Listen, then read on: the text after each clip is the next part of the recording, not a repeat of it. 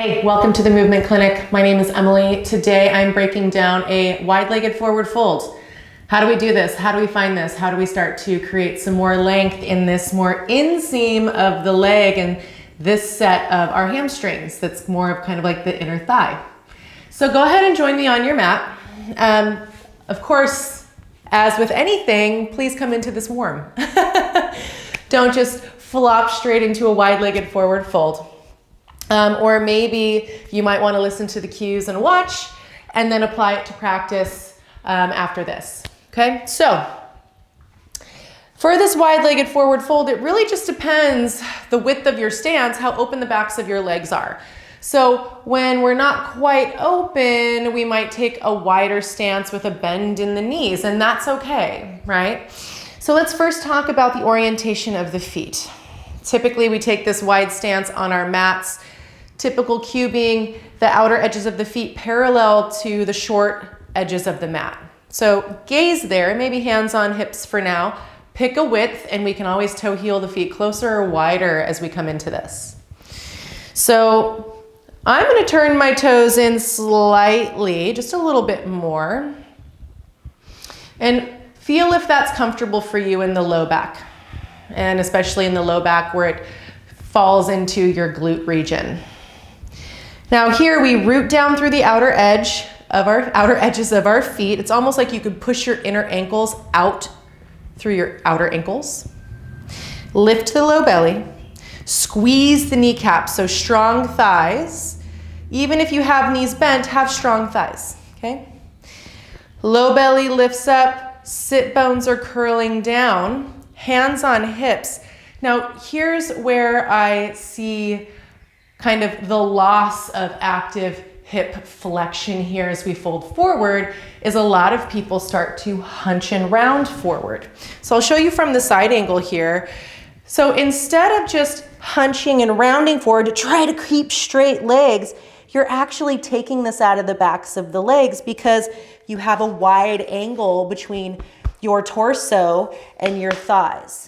So much more effective to start actively working in the backs of these legs instead of hunching forward.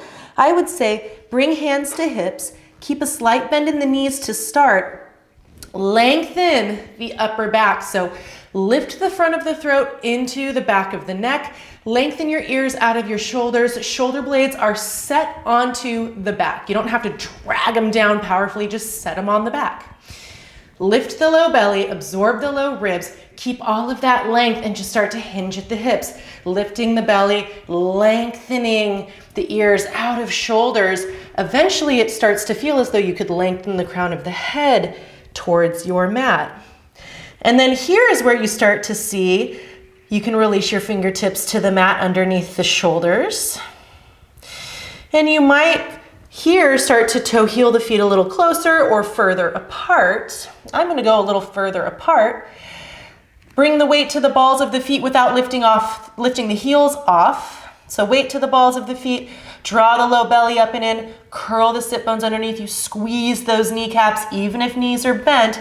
Keep that long lengthened upper back, hinge at the hips. Try to get the ribs to compress onto the thighs as the belly lifts up and into the back of the body. And then eventually you might find that you're able to softly lengthen and reach the crown of the head onto the mat. And if that's the case, lift the gaze, lift the head off the mat and toe heel the feet slightly closer together so that you have more room to go, more length to create in the back of the legs. All right. Plant your fingertips underneath your shoulders, lift your gaze, bend your knees, maybe hands to hips to stand on up. Toe heel your feet back together, give it a little shake. And just for posterity's sake, let's try that again one more time, rolling through each of the actions. So, and I'll show you from this angle. Front angle, stepping feet wide. Outer edges of the feet parallel to one another, also to the short edges of the mat. Root down through the outer edges of the feet. Squeeze the kneecaps. Draw the low belly up and in and feel those sit bones lengthen down towards the mat. Really just creating a nice broad back and supporting the pelvis as we tilt. Hands on hips, lengthen the upper back. So we're lifting the front and the back of the heart out of our waist, lengthening bones behind the ears, up. Hinge at the hips, bend the knees as much as you need to, keeping strong legs, still rooting firmly through the outer edges of the feet. Release your fingertips to the mat underneath your shoulders as is appropriate. Pause. Bring the weight to the balls of the feet. Press those thighs back as a counter pose, still squeezing those kneecaps, same action. Draw the low belly up and in, absorb the low ribs, lengthen the upper back. Try to compress and reach the ribs to the thighs as the low belly lifts up and into the back of the body.